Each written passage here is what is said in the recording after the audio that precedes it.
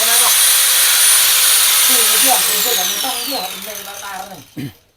เอาพ่อแม่พี่น้องเนาะไม่น้องวันซีเป็นเปลี่ยนเบื้องมันกลับด้านน้องวันซีใส่น้องเอ้ยมืดบ่เห็นเลยนะพี่น้องแกบ่ตูนจะลืมเบิ่งพี่น้องเอ้ยนี่น้องวันซีใส่นี่ตัวนี้เนี่ยไว้ในเบื้องเรียบมันไว้นอกบ่ถึกพี่น้องเอ้ยเนาะบ่ตูนก็เลยพวกมาสังเกตเบิ่งเอ้าบ่ถึกว่าเลยให้น้องวันซีเพิ่นเปลี่ยนตัวนี้เปลี่ยนแล้วนี่ อันนี้เปลี่ยนแล้วโอเคน้องวันซีมาทุบเลยยังมาทันได้แห้งดีแต่ยังมาทันได้แห้งเป็นยังไงทำมันแห้งเสร็จบาทเลยเบาๆเด้อเอาของแข็งทุบมันกะสิแตกเบาๆไอ้ก็เริ่มสังเกตสุดเพิ่นนี่เจ้าตาเอากราบสวัสดีแล้วก็สบายดีพ่อแม่พี่น้องเด้อบทสุขุสุคนพี่น้องเลยพอตูนก็ยังอยู่ที่บ้านน้องบองคือเก่าอัปเดตห้องน้ำคือเก่าพี่น้องเนาะอัปเดตการเฮ็ดเวียกของทีมงานพ่อบ้านเพิ่นพอดีว่าสิเมื่อพี่น้องเลยก็ยังเห็นความผิดพลาดอยู่ก็เลยนี่เอาบัญชีแทนน้องเพิ่นประกอบเองแบบนั้นเป็นแบบนั้นเทคแบบนี้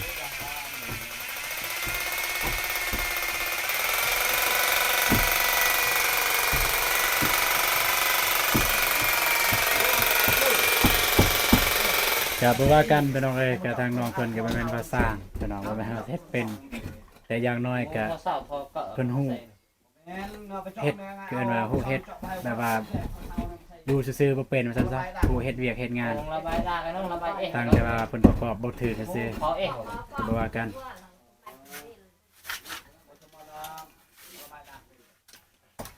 ถูกออกก่อนสนามมันแห้งไปเฮ้ย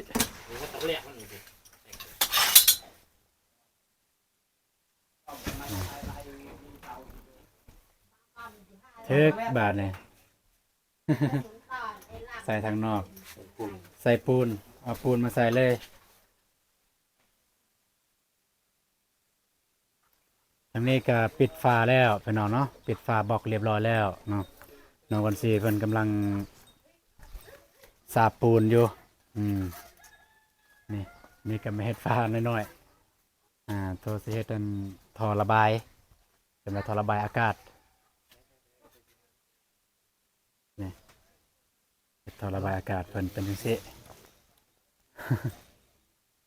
ได้แล้วบัดนี้นี่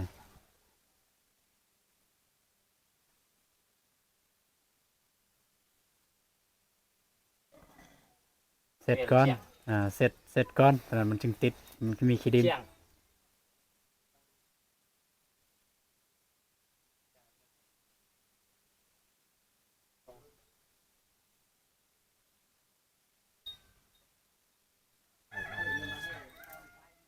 เป็นกาแฟพูดเลย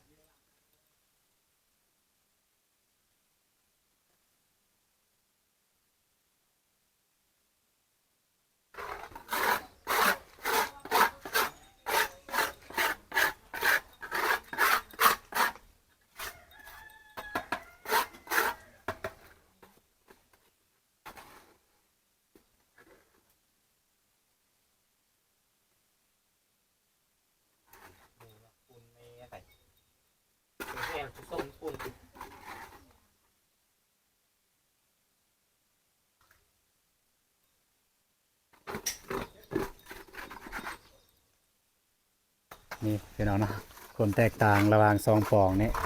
ปองนี้กับปองนี้อันนี้ตัวที่เปลี่ยนแล้วเปลี่ยนเบื้องแล้วอันนี้ตัวที่ยังไม่ทันได้เปลี่ยน น้ำมันสีใส่บุตร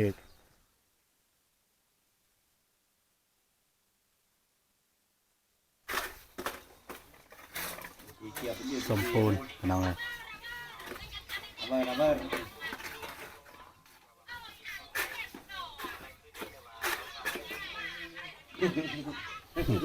ก็รู้ที่ภาษานั่นหนึ่งนอน ก็ตั้งให้มันเที่ยงแล้วก็ยัดใส่หนิดนึงฟองหั่นพอแต่มันจับได้นั่นแหละ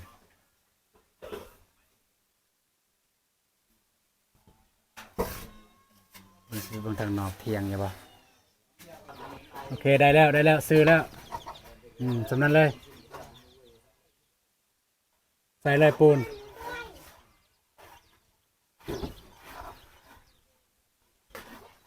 ดีแต่ยังทันได้แห้งพี่น้องเลยคันแห้งเนี่ยเสร็จ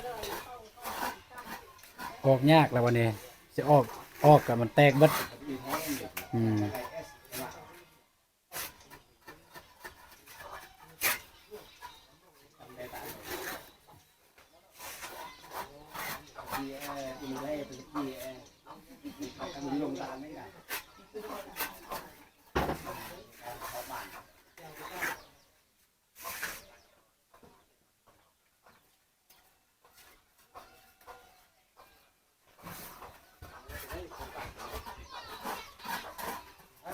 ไปตักเอาไปตักให้ยกกันอะไรเนี่ยไอ้ยังนี่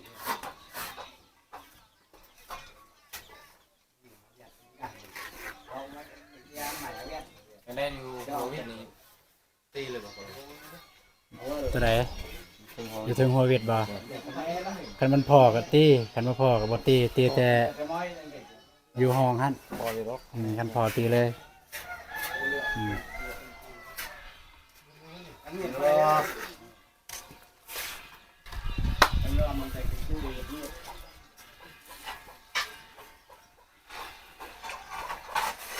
มันเยอะมีตุ่มตีกีฬาตลอด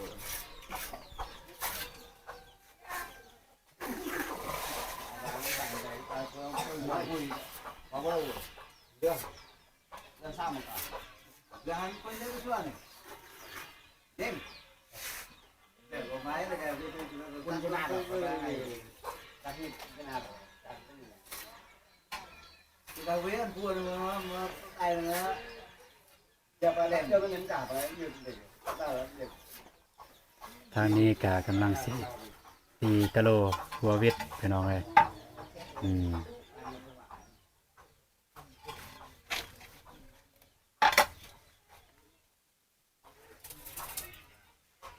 มีการแทกการอย่างพี่น้องละเอียดอย่างละเอียดพี่น้องเนาะเนาะอันนั้นทุบตัวนี้ออกก่อนจนมันสิแห้งอันนะจนมันสิแห้งออกมาได้จนปูนมันสิแห้ง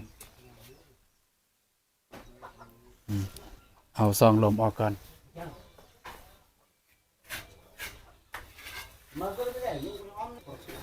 จนมันสิแห้งทำมาตั้งไว้อย่างนี้ก็ได้เดี๋ยวจะน้องมันสีเป็นเห็ด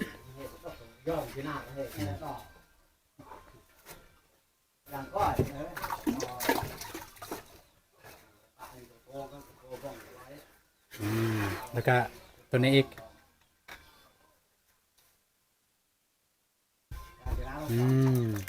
โอเคบาดนี้ยันมันสิแห้งก่อนจะน่าสิออกยากเ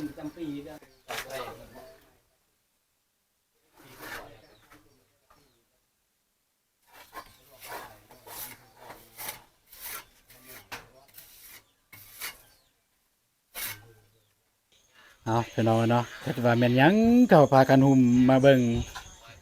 พ่อบ้านพาเบิ่งพี่น้องเอ้ยเสียงคือแบบคุ้นๆแห้งเสียงเนี่ยเสียงคนอยู่ในคลิปพี่น้องเอ้ยเบายับพี่น้องเอ้ย พ่อบ้านเพิ่นพาลูกบ้านเบิ่งเบายับพี่น้องถ้าFC ท่านใดได้ติดตามทางเบายับเพิ่นพูนอยู่ผู้ดอยเพิ่นละอยู่เมืองกะลึมเมื่อก็เส้นทางยากๆแด่พี่น้องธุระกันดาร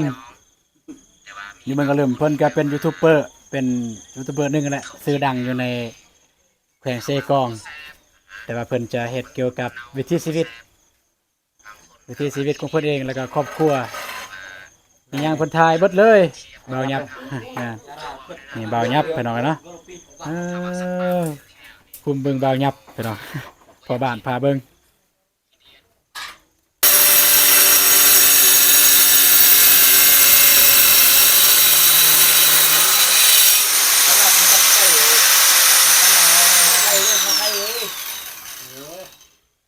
รักให้มันก็ร้อยจะลงกระเพื่อแล้วอะไรเงี้ย โคยำตั้งอย่างพี่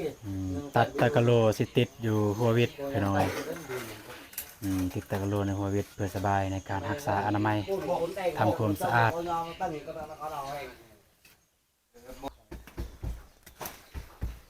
นี่แบบนี้พี่น้องมาได้แล้วก็ใส่ปูนเลยเบิ่งให้มันเที่ยงหนะเด้อพี่น้องเนาะงานถึกแล้วแต่เนี่ยผู้ใดเนาะโทรมาพี่น้องเลยโอ้เบานงโทรมาพี่น้องเบิ้งเสียลองหับซ้ายเลยเบานงโทรมามีอย่างเนาะฮัลโหลด้วยไปที่ไหนไอ้อยู่ไสเนี่ยอยู่บ้านน้องบ้องด้วยโอเคบ่าวนงโทรมาพี่น้องเป็นตัวทางอยู่ไสเพิ่นสิเข้ามาพี่น้องเอ้ย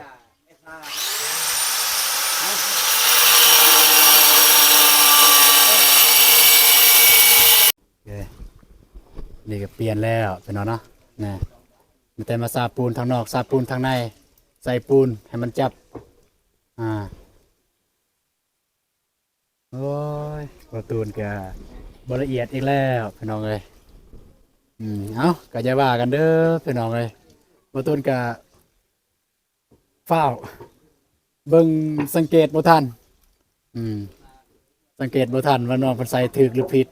เอาไปเอามามันมายืนเบิ่งอ้าวผิดได้ใส่แนวนี้ ก็เลยบอกน้องวันสีเพิ่นเปลี่ยนบาดนี้ดีแต่ยังบ่ทันได้แห้งปาดเฮ็ดกินบ่น่ะน้องบองเฮ็ดกินพี่น้องเอ้ยเดี๋ยวสิขึ้นไปหาน้องบองก่อนเพิ่นเฮ็ดหยังกินไปพี่น้องเอ้ยโอ้เฮ็ดกินเองเลยลงมือเองเลยสบายดีเด้อเอ้าอีหยังอายอีกแล้วบ่เนี่ยตายแล้วเบิ่งเอาใหม่ก่อนพอดีเรียนอัปเดตน้องบองเพิ่นเฮ็ดกินเฮ็ดยากเลยพี่น้องเอ้ยสิถ่ายหน่อยนึงดอกเฮ็ดสิถามว่าเฮ็ดหยังกินเมนูหยังกันดอก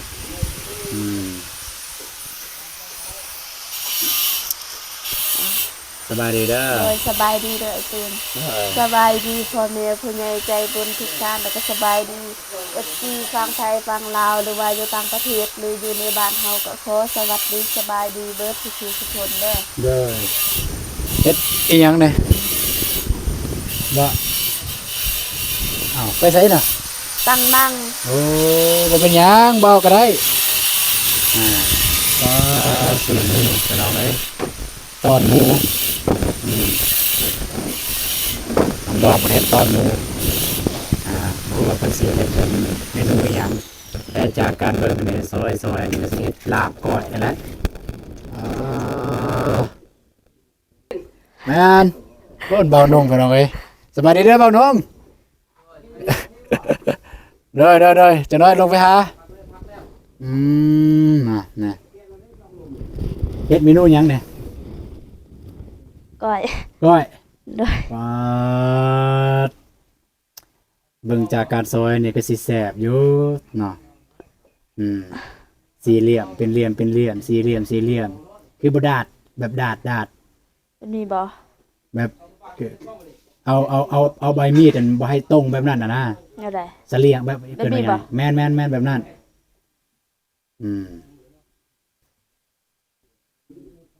นานแบบนั้นแหละนานแหละ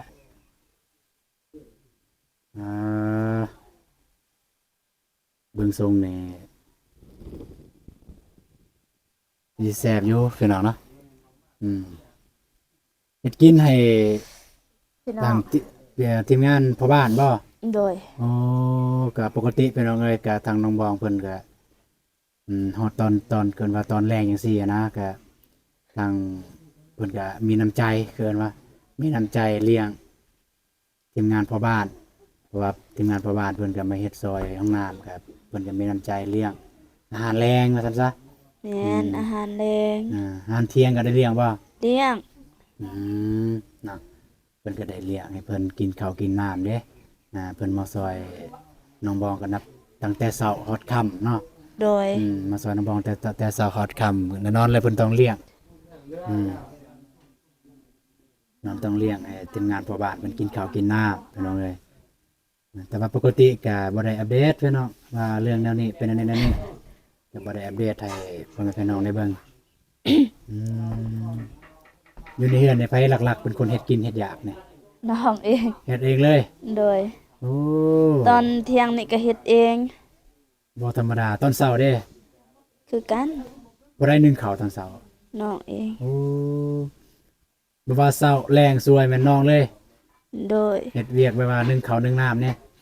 โดย ล้างถ้วยล้างบวงเด้มีอยู่บ่คนล้าง ก็บางมื้อก็มีล้างซอย บางมื้อก็มีน้องบวนล้าง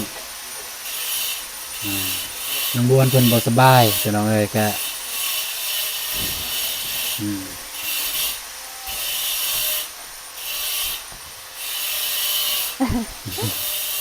เสร็จเลย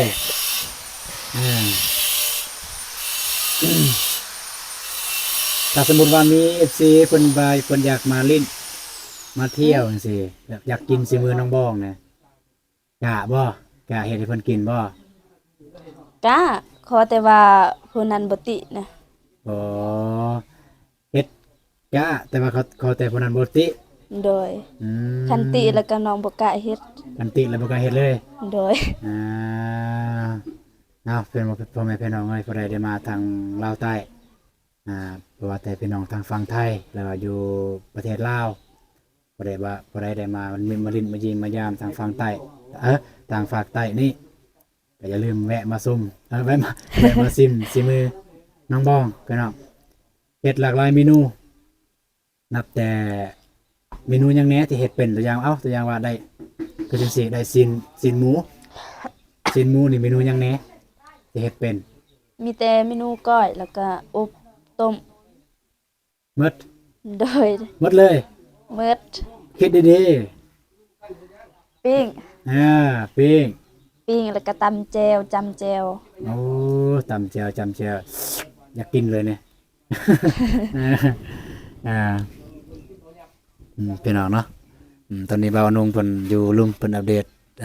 ห้องน้ำอยู่บ่าวตูนก็มาก่อนพี่น้อง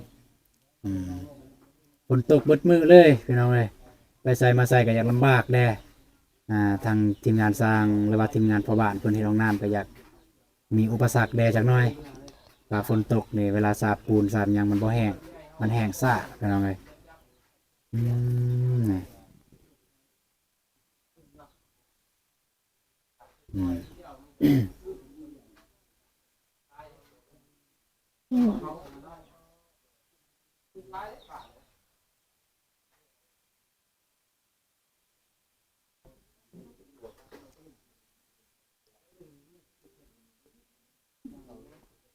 เอาอันนั้น อืม เอาเงินจะใช้ซื้ออุปกรณ์ไปซื้อตืมอุปกรณ์มื้อเสาร์เนี่ย เงินที่อ้ายให้เมื่อวานเนี่ย เงินที่ให้เมื่อวานนี้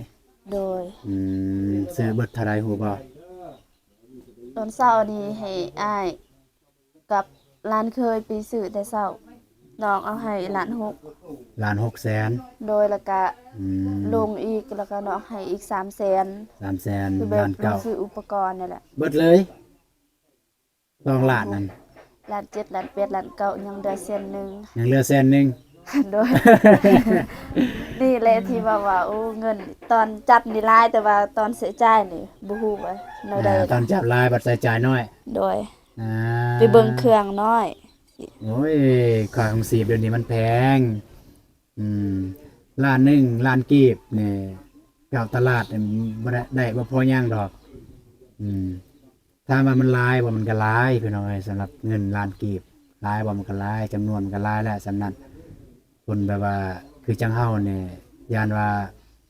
เป็นเดือนจึงสิได้เงินสำล้านกีบ แต่บัตรใส่จ่ายบัตรไปซื้อเครื่องซื้อของนี่มันก็คือว่าอะไรมันแพงเด้มันก็เบิดไว้เบิดหลายเติบบัตรหานี่ก็ตั้งว่าหายากสำหรับสิได้ล้านหนึ่งเนาะ เลย ยากบัตรใส่จ่ายหั้นนะล้านหนึ่งได้บ่พอหยังซั่น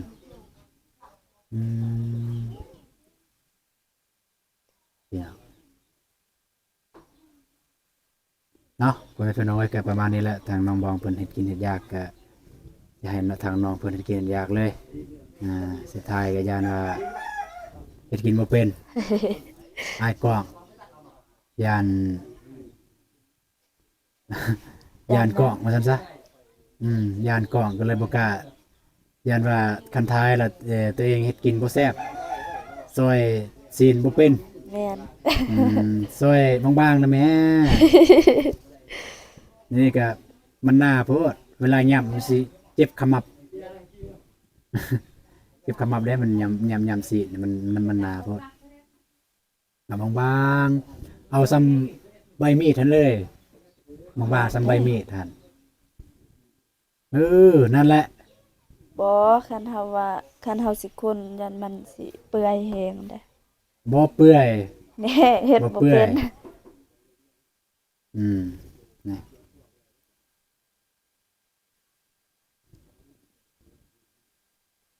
จะได้น้องบวนเพิ่นก็ได้ปฏิบัติแล้วบ่เพิ่นได้ถูแขวถูหยังแล้วบ่ โดย ถูแล้วเนาะ โดย อย่าลืมบอกเราถูได้ โด บ่ ย แม่นตอนทีมงานเฮามาแล้วบ่ได้ถามแล้วว่าถูต้องได้ถูอีหลีได้ตัวนี้ โดย รักษาได้เกิดจากหยังเจ็บแขวเกิดจากมันเฮาบ่ได้รักษาก็มีส่วนเจ็บแขวมันจากอื่นก็มี แต่ว่าคันเฮาได้รักษามันก็ลดน้อยถอยลงได้จักหน่อยก็ยังบ่ทันได้เข้าในเมืองซ้ำก็บ่ทันได้เข้าไปถามซ้ำว่ายาแบบที่ทางผู้ใหญ่เพิ่นทาง FC เพิ่นแนะนำมาบ่ทันได้ไปถามซ้ำมันมีหรือบ่แต่ว่าสิลองส่งไปหาหมู่อ้ายผู้ที่ยังเรียนอยู่ตอนนี้เพิ่นยังศึกษาเรียนอยู่เพิ่นเรียนอยู่สสเวียดนามอยู่ประเทศเวียดนามพุ่นแหละ โด เพิ่น ย เรียนเกี่ยวกับแพทย์เกี่ยวกับยานี่แหละสิลองส่งไปหาเพิ่นว่ามีอยู่บ่ยาแบบนี้ก็สิถามว่าอาการแบบนี้ให้เพิ่นเว้าเนี่ยให้เพิ่นแสดงความเห็นนะเพิ่นมีความเห็นแนวใดสิได้ถามเพิ่นมันตรงกันบ่แล้วก็สิส่งยาตัวนี้ซื้อยานะสิส่งสิส่งซื้อยาไปให้เพิ่นเบิ่งอยู่หั่นว่ามีหรือบ่มีก็ใส่เพิ่นถามราคาเลยก็บ่แม่นว่ามีเงินซื้อดอกก็ถามไว้เพื่อถ้าฮู้ราคาแล้วก็เพื่อว่าแบบมีแบบยังไงเพิ่นอยากซื้อให้เฮาสบายเฮาจึงตอบเพิ่นว่าเท่านี้เท่านั้นเพิ่นขายอยู่นั่นอยู่นี่เชื่อว่าคันน้องบวนให้เชื่อว่าคันน้องบวนเศร้าเจ็บแหน่น้องบองคือสิโล่งอกลายคนนี้เลย โดย แบบมีคนเฮ็ดเวียกเฮ็ดงานแล้วบัดนี้ได้ซอยเฮ็ดเวียกได้ซอยเฮ็ดเวียกเฮ็ดงานนำกันบัดนี้ไอ้จื้ออยู่ตอนนั้นไอ้เคยถามว่าตอนน้องบวงยังบ่ทันได้เจ็บได้เป็นเพิ่นก็เฮ็ดเวียกเฮ็ดงานอยู่บ่เพิ่นเฮ็ดอยู่บ่ เฮ็ด ถามแท้ๆเนี่ยน้องบวนเป็นคนแบบใด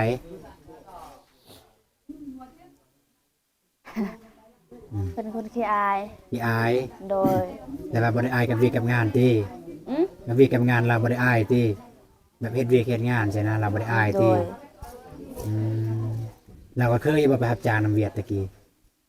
เคยไปนำกัน อ่านะ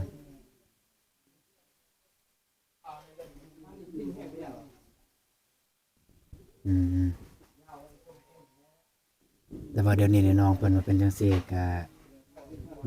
จักสิว่าจังไดละก็เราทาเบิ่งพ่อแม่พี่น้องเลยก็ผู้ต้นก็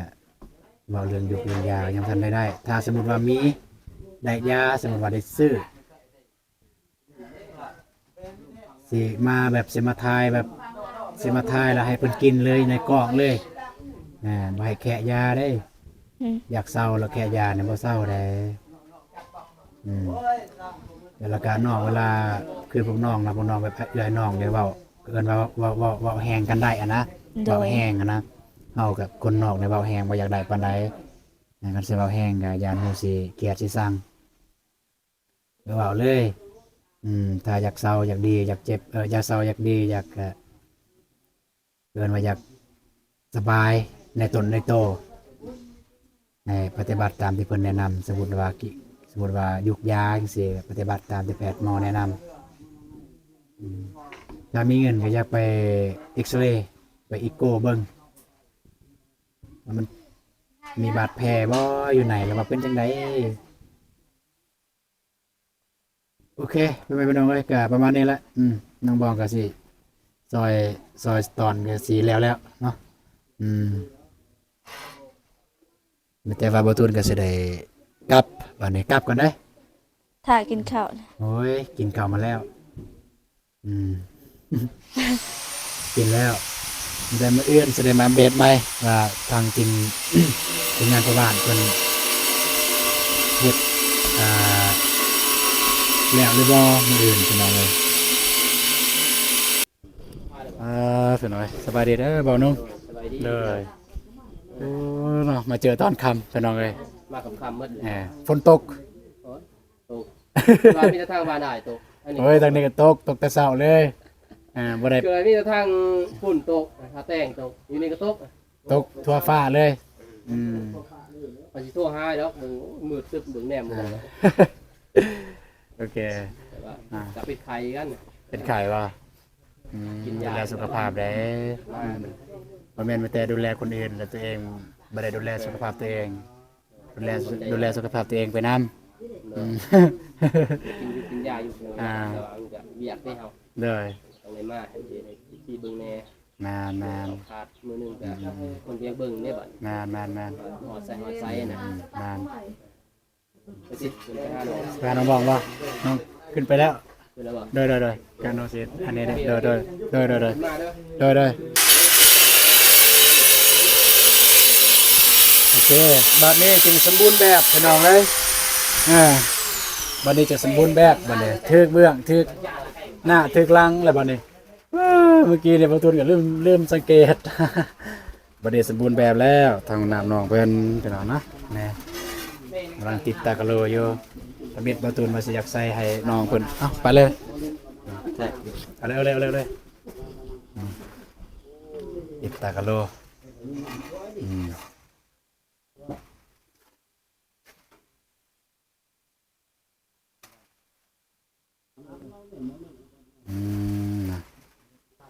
นี่เป็นเอาน้องวันซีก็ยังเห็ดอยู่นอกเพิ่นโอ้อยากไปหาน้องวันซีก่อนสบายดีน้องวันซีเด้อเลยบัดนี้ก็เป็นบทเรียนเด้อบัดนี้เด้อ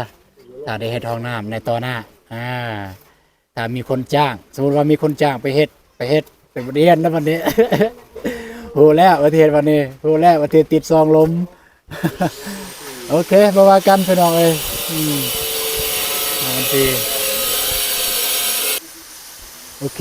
พี่น้องเนาะก็ประมาณนี้ก็ว่าสิกลับแล้วก็ยังสิพอดีสิกลับแล้วก็พอดีอัปเดตรอบค่ำพี่น้องอัปเดตรอบค่ำว่าทางทีมงานพ่อบ้านเพิ่นได้เฮ็ดหยังแน่พี่น้องก็คือที่เว้าแล้วพี่น้องเนาะก็ว่าช่วงนี้ช่วงฝนตกแล้คันศึกษาปูนอย่างมันก็ยากแล้แต่ว่าเพิ่นก็กำลังเฮ็ดอยู่ภายในพี่น้องเฮ็ดโตที่เฮ็ดได้บ่ว่าแต่เฮ็ดตีกะโลตีตากะโลหรือว่าแปลงอันนี้ซองลมโอเคสำหรับคลิปนี้ก็ผิดพลาดประการใดบ่ตูนต้องขอโทษขออภัยในเวลาอีกครั้งเด้อพ่อแม่พี่น้องเอ้ยเนาะก็เป็นบทเรียนพี่น้องเนาะเพื่อว่าเฮ็ดในต่อหน้าก็สิได้ฮู้ถ้าคนเฮาถ้ามันบ่มีคำว่าผิดพลาดก็บ่มีคำว่าคนเฮาถ้าบ่มีคำว่าผิดพลาดก็บ่ได้เรียนรู้ประมาณนั้นแหละพี่น้องเนาะโอเคสำหรับคลิปนี้บ่ตูนก็สิขอจบคลิปเพียงเท่านี้แต่ว่าเจอกันในคลิปต่อไปคลิปนี้บ่ตูนขอกล่าวคำว่า สบายดีเด้อฝนตกมาอีกแล้วพี่น้องเอ้ยมืดครึ้มตลอดเลยเนี่ยไป